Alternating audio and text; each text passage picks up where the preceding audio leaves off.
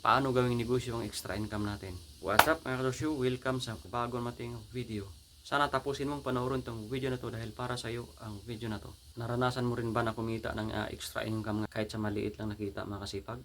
Good news mga kasipag dahil pwede gawing negosyo yan mga kasipag. Yun po yung pinaniniwalaan ko mga kasipag. Naniniwala po ang makasipag na karamihan sa mga negosyo ngayon makasipag na nagtatagumpay makasipag ay nagsimula sa extra income makasipag o side business makasipag. Kasi ang advantage makasipag kung mayroon kang extra income or side business makasipag, para sa akin makasipag, di sa aking insight makasipag, ay gamay mo na siya o parang halos kabisado mo na siya, kaya gusto mo na siyang investan makasipag o gusto mo na siyang palakihin. Good news dahil may pera ka, may trabaho ka, kasi side income mo lang siya or extra income, magagawa mo na siya makasipag. Yun po yung maganda sa nakita ko makasipag sa pinaniniwalaan ko makasipag, na mayroon silang side income business, na mayroon silang extra income, at kung kumita na yun at kabisado na nila, at kung kaya yung iba tumatalo na sa corporate world. Yun po yung magandang discard yan makasipag. Bis lang sa aking paniniwalaan makasipag, yung aking conclusion mga makasipag o yung aking insight makasipag. Kaya mahalaga rin makasipag yung may side business ka, may extra income ka, kung gusto pa natin na dagdagan natin kita makasipag, kasi pwede natin siya gawing tunay na negosyo makasipag. Yun po yung para sa akin makasipag. Kasi kung may trabaho ka, pabor sa'yo na pwede ka magkaroon ng extra income o pwede ka magkaroon ng side business, kasi meron kang peace of mind yung tinatawag ko makasipag. Kasi meron kang source of income sa pangailangan mo sa araw-araw, sa supply sa iyong pamilya at sa sarili mo. Yun po yung meron kang peace of mind. Kaya pwede rin yan makasipag na magkaroon tayo ng side income. Ako nga pala si Diosdado lang makasipag, isang baguhan lang na vlogger makasipag, at mayroon ding pangarap makasipag. Nagkakaroon na rin ako ng extra income makasipag, pero may pagkakamali ako makasipag. Okay makasipag, ibabahagi ko sa iyo makasipag. Pero bago ko ibabahagi makasipag yung aking pagkakamali makasipag, kwento ko muna sa inyo makasipag yung dati po akong OFW makasipag. Ngayon andito na sa Pilipinas dahil finish contract na sa trabaho makasipag. At ngayon wala nang kita makasipag. Wala nang pira na pumapasok makasipag. Panay labas, kaya naubos rin makasipag. Kaya nung nasa ibang bansa ako makasipag, naisipan ko rin makasipag na marami namang mga co-worker ko rin makasipag, maraming katrabaho makasipag. Kaya naisipan ko rin makasipag, ano kaya kung magpo-provide ako ng serbisyo makasipag, kasi meron akong kunting kaalaman makasipag. Naisipan ko, kaya meron akong nakita makasipag na merong iba na nagserbisyo, siguro kunti pa lang kami. Kaya ang ginagawa ko makasipag, subukan ko rin makasipag kung para sa akin ba itong opportunity na to, kahit extra income lang makasipag o side income. Hindi siya negosyo makasipag, isa lang siya side income makasipag. Kaya ang ginawa ko makasipag, sinubukan ko makasipag, kasi naniniwala pa ako makasipag, mayroon akong mindset sa trial and error makasipag, na kung hindi natin susubukan yung isang bagay, ay hindi natin malalaman makasipag. Kaya sinubukan ko makasipag, pero nung sinubukan ko makasipag, kumita din ako makasipag sa sarili kong kamay makasipag. Bukod sa trabaho, yun po yun makasipag. Wala namang masama doon makasipag, kasi parang legal naman siya makasipag.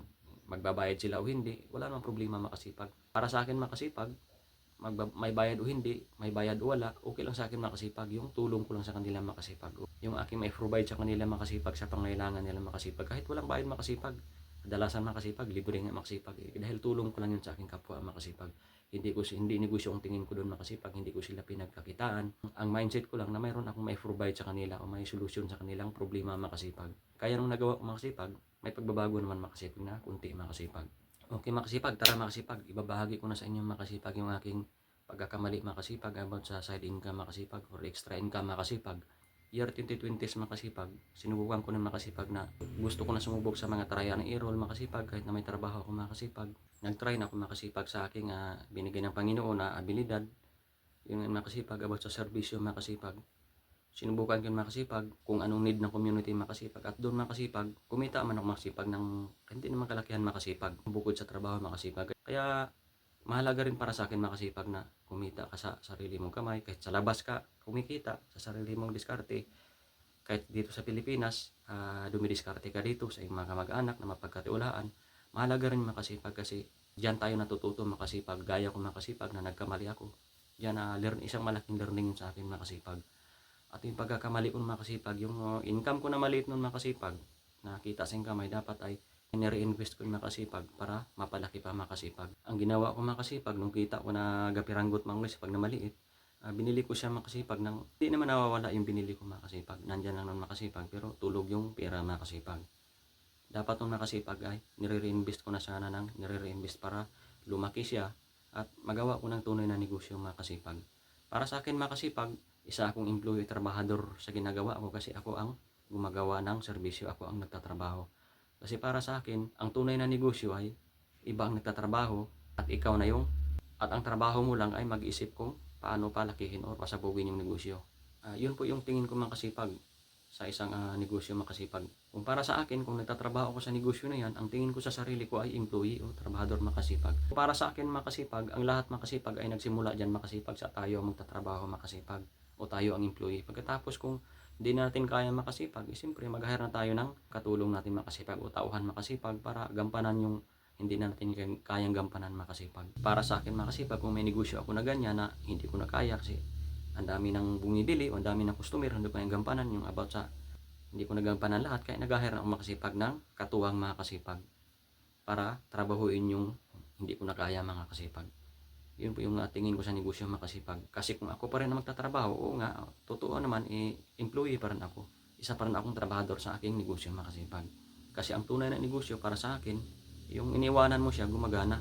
Kahit wala ka, nag-ooperate yung isang negosyo kasi mayroon kang mga tauhan. Yun po yung matawag kong makasipag na tunay na negosyo. Yung para sa akin lang makasipag. Okay naman makasipag kung sa simula ako ang nagtatrabaho. Pag hindi na kaya, siyempre kailangan na nating mag-hire dyan kasi hindi natin kaya yan eh. Sasabog ng utak natin dyan, ma-overfatigue na tayo. Kaya kailangan na nating mag-hire. Lalo na kung may pasweldo na tayo, mayroon na tayong income o pera, kailangan nating mag-hire para katuwang natin sa ating negosyo. Yun po para sa akin makasipag. Yun po yung pagkakamali ko makasipag na dapat yung kita na yun makasipag sa extra income ko ay dapat ay nire-invest ko yun makasipag. Nire-invest ko siya, nagtayo ako ng negosyo, ginagawa ko na siyang negosyo makasipag. At nagsimula ako sa makasipag sa maliit. Yun po yung makasipag yung akin pagkakamali makasipag. Okay makasipag, maraming salamat sa panonood ng video na ito makasipag. Sana may natutunan ka makasipag.